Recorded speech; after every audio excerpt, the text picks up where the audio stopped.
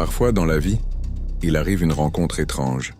Une rencontre qui ne ressemble à aucune autre. Pas de grandes déclarations, pas de promesses exagérées, pas de tentatives désespérées pour impressionner. Juste une présence calme, presque déroutante.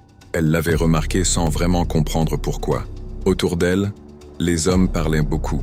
Ils essayaient de la séduire avec des compliments, des messages interminables, des attentions parfois trop parfaites pour être vraies.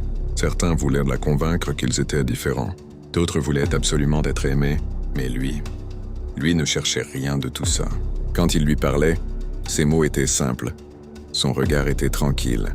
Il ne cherchait pas à prouver qu'il était exceptionnel. Il ne cherchait même pas à gagner son attention. Et c'est justement ce mystère qui la troublait, parce que pour la première fois, elle ne sentait pas qu'on essayait de la convaincre. Elle sentait qu'on était simplement vrai. Il ne la couvrait pas de compliments pour acheter son sourire.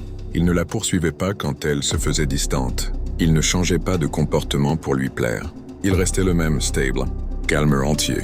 Et sans s'en rendre compte, quelque chose a commencé à naître en elle. Un sentiment étrange, une curiosité profonde.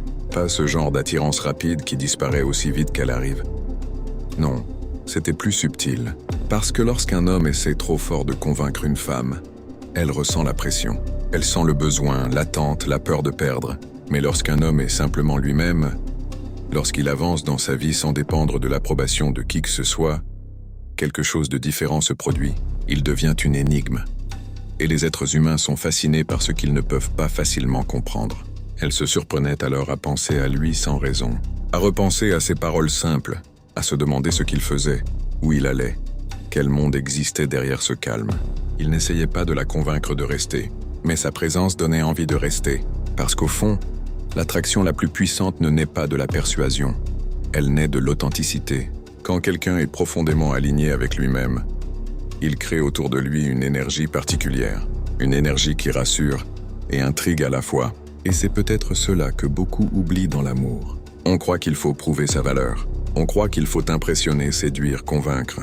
Mais parfois, la chose la plus puissante que l'on puisse offrir à quelqu'un, c'est simplement la vérité de qui l'on est, sans masque, sans peur de perdre, sans besoin de contrôler l'issue. Parce que lorsqu'une personne ressent cette authenticité, elle ne tombe pas amoureuse d'un rôle, elle tombe amoureuse d'une présence. Et ce genre de connexion est souvent celle qui dure le plus longtemps.